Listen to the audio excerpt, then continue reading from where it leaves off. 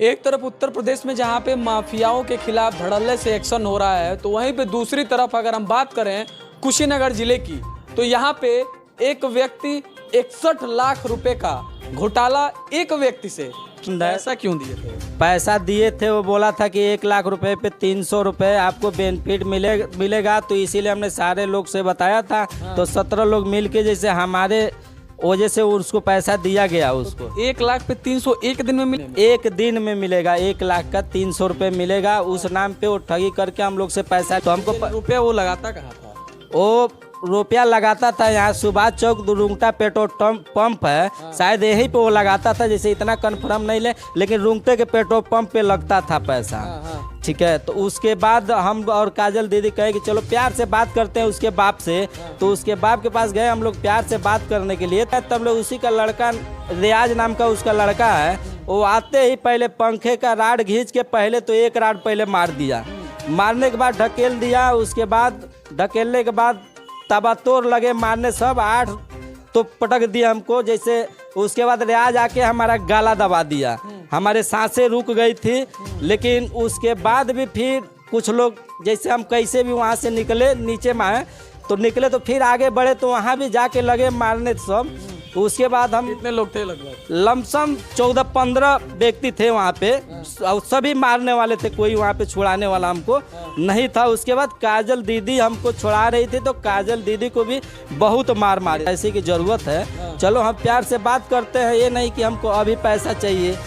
चलो भाई 2-3 महीने के बाद दो, लेकिन पैसा हमारा दो कि हमारा काम निकले।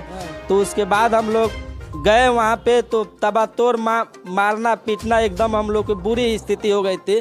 कैसे भी जान बचा के हम भगे थे, भग भी रहे थे तो भी हमको लाठी डंडा लेके चोटियाते हुए ये लोग गए। वो लाला टोला में एक हॉस्पिटल है आगे, जानवर को जैसा। वो तो कही है कि एक राही आ रहा था, वो अपना बाइक को जा रहा था। भैया हम कहें कि हाथ जोड़े कि तुरंत हमको बैठा के नहर के पास थोड़ा छोड़िए कि हम उधर से, तो नहर के पास वो अगला छोड़ा। हम पडौना में कैसे प्रवेश हुए, तो हमने कोतवाली में गए।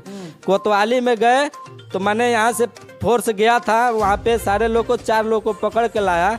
लेकिन कोतवाली में सारे लोग आए, लेकिन असली जो व्यक्ति हैं वो तो अभी पकड़े नहीं गए। सरकार से क्या गुहार लगाना चाह रहे हैं? सरकार से हमको न्याय चाहिए।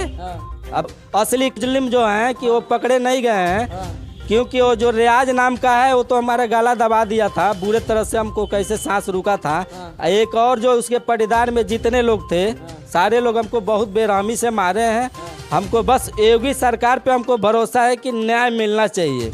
अगर नहीं न्याय मिलना, काजल दीदी हमारे बोले कि 10 दिन में अगर प्रशासन नहीं सारे लोग को अगर गिरफ्तार करता है, तो 10 दिन के बाद हम अपने एक्शन में हम स्वयं आ जाएंगे। कितने लोग का आज गिरफ्तारी हुआ है? आप जो मुकदमा दर्ज करा? आज 4 लोग का गिरफ्तारी हुआ है। जो 4 लोग का गिरफ्तारी हुआ है वो लोग देवरिया चले गए हैं।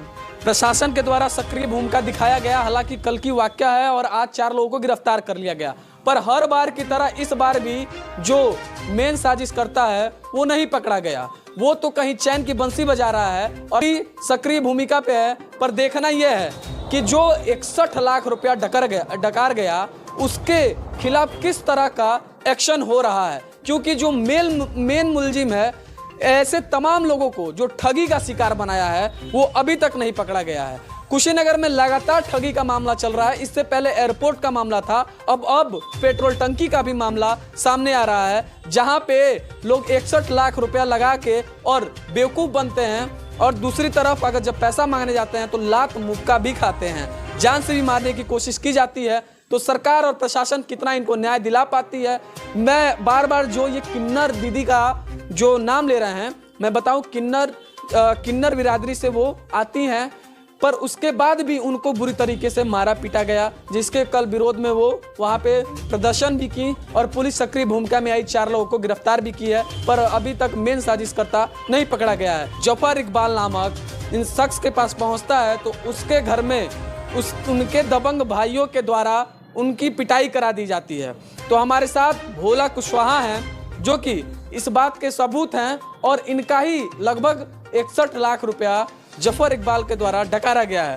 देखना है कब तक उसकी गिरफ्तारी होती है और इनका पैसा कब तक रिकवर होता है। तो वीडियो को शेयर करके सत्य की आवाज़ को जरूर बुलंद करें। बन रहे हमारे साथ और देखते रहिए मानस धारा। धन्यवाद।